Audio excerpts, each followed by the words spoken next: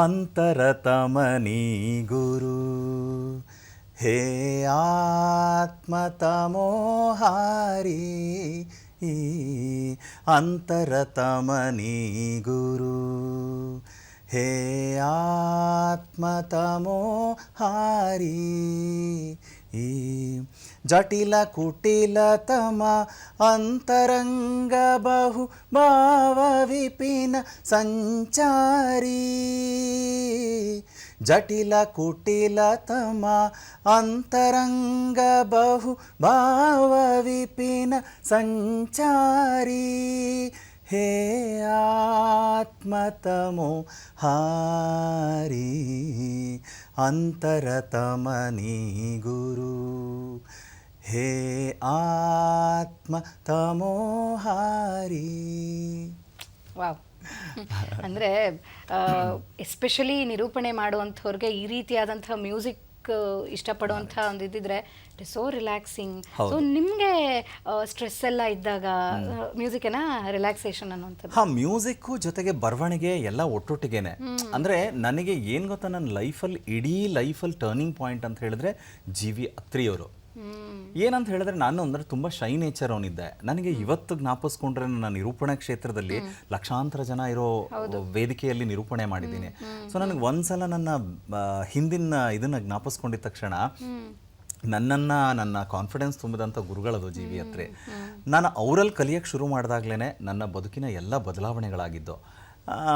G V ಅತ್ರೆಯವರು ತುಂಬ ಅಂದರೆ ತುಂಬ ಸೂಕ್ಷ್ಮವಾದಂಥ ಮನಸ್ಥಿತಿ ಆ್ಯಂಡ್ ವೆರಿ ಫ್ರೆಂಡ್ಲಿ ಆ ಥರ ಎಲ್ಲ ಇದ್ದರು. ಒಂದು ಸಲ ಒಂದು ಇನ್ಸಿಡೆಂಟ್ ಆಯಿತು. ಏನಂತ ಹೇಳಿದ್ರೆ, ನಾನು ಸುಮ್ಮನೆ ಕಲಿತಾ ಇದ್ದವನು ಏನೋ ಟ್ಯೂನ್ ಮಾಡಬೇಕು, ಏನೋ ಒಂದು ಟ್ಯೂನ್ ಮಾಡೋದು ಅಂತ ಮಾಡಿದೆ ನಾನು. ಬಟ್ ಏನಂದರೆ ಸರ್ ಹತ್ರ ಹೋಗಿ, ನಿಮಗೆ ಗೊತ್ತಲ್ವ, ಯಾವುದೇ ನಾವು ಓದೋ ಟೈಮಲ್ಲಾದರೂ ಏನಾದರೂ ಸರಿ ಹೇಳಬೇಕು ಅಂತ ಹೇಳಿದಾಗ ತುಂಬ ಭಯ. ಅಂದರೆ ಅವ್ರು ಏನೇ ಇದ್ರು ಖಡಕ್ಕಾಗಿ ಮಾತಾಡೋರು, ನೇರವಾಗಿ ಹೇಳ್ತಾ ಇದ್ರು. ಸೊ ಹಾಗಾಗಿ ಅಂಥ ಒಂದು ಇನ್ಸಿಡೆಂಟ್ ಟೈಮಲ್ಲಿ ನಾನು ಮೆತ್ತ ಫ್ರೆಂಡ್ಸ್ ಎಲ್ಲ ಜೊತೆಲಿದ್ದವರು, ಇಲ್ಲ ನೀನು ಗುರುಗಳ ಹತ್ರ ಹೇಳಿದ್ರೇ ಗೊತ್ತಾಗೋದು, ಹೋಗಿ ಹೇಳು ಅಂತಂದರು. ನಾನು ತುಂಬ ಭಯ ಪಟ್ಕೊಂಡು ಅಲ್ಲಿ ಹೋದೆ ನಾನು. ಸೊ ಬಿ ಆರ್ ಲಕ್ಷ್ಮಣ್ ರಾಯರ ಒಂದು ಪೊಯಮು ನಾನು ಟ್ಯೂನ್ ಮಾಡಿದ್ದು. ನಾನು ಹೋಗಿ ಸಾರ್ ಹೀಗೆ ಅಂತ ಹೇಳಿದೆ. ಹಾಂ ಸರಿ, ಅದೇನು ಮಾಡಿದ್ಯಾ ಹಾಡು ಅಂತ ಅಂದರು. ಫುಲ್ ಹೆದರ್ಕೊಂಡು ನಾನು ಅವ್ರ ಮುಂದೆ ಹಾಡಿದೆ. ಅದು ಲೈಕ್ ಹೇಳ್ತೀನಿ.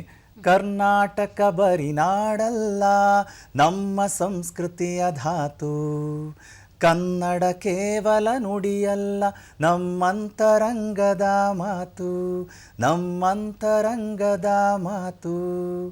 ಕರ್ನಾಟಕ ಬರಿ ನಾಡಲ್ಲ. ಆಯ್ತಾ, ಇದನ್ನ ಹೇಳಿ this was my first composition. ಬರ್ದಿದ್ದು ನೀವೇನಾ? ಅಲ್ಲ, ಬಿ ಆರ್ ಲಕ್ಷ್ಮಣ್ ರಾಯರು. ಆಯ್ತಾ, ನಾನು ಟ್ಯೂನ್ ಹೇಳಿದೆ. ಆಮೇಲೆ ಅವರು ಸರಿ ಹೋಗು ಅಂತ ಅಂದ್ರು ಅಷ್ಟೇ. ನನಗೆ ಒಳಗಡೆ ಪುಕ ಅಂತ ಇದೆ. ಸೊ ಅದೇ ನಾನು ಒಂದು 2 ಹೆಜ್ಜೆ ಮುಂದೆ ಹೋದೆ. ನಿಂತ್ಕೊಳ್ಳೋ ಶ್ರೀನಿವಾಸ ಅಂತ ಅಂದ್ರು. ಹೇಳಿ ಸರ್ ಅಂತಂದೆ. ನೋಡು ಶ್ರೀನಿವಾಸ, ನೀನು ಇವಾಗ ಮಾಡಿದ್ದನ್ನ ನಾನೇನಾದರೂ ಚೆನ್ನಾಗಿಲ್ಲ ಅಂತ ಹೇಳಿದ್ರೆ ನೀನು ಇಲ್ಲಿಗೆ ನಿಂತೋಗ್ಬಿಡ್ತೀಯ. ಅದೇ ನೀನು ಮಾಡಿ ಚೆನ್ನಾಗಿದೆ ಅಂತ ಹೇಳಿದ್ರೆ ನೀನು ತಲೆ ನಿಲ್ಲೋದಿಲ್ಲ. ಯಾ, ಸೊ ಹಾಗಾಗಿ ನೀನು ಇದನ್ನ ಮುಂದುವರಿಸ್ತಾ ಇರೋ, ಮತ್ತೆ ಹಿಂದೆ ತಿರುಗಿ ನೋಡು. ಸೊ ನೀನು ಮಾಡಿರೋದು ಏನು ಅಂತ ಗೊತ್ತಾಗತ್ತೆ ಅಂತ.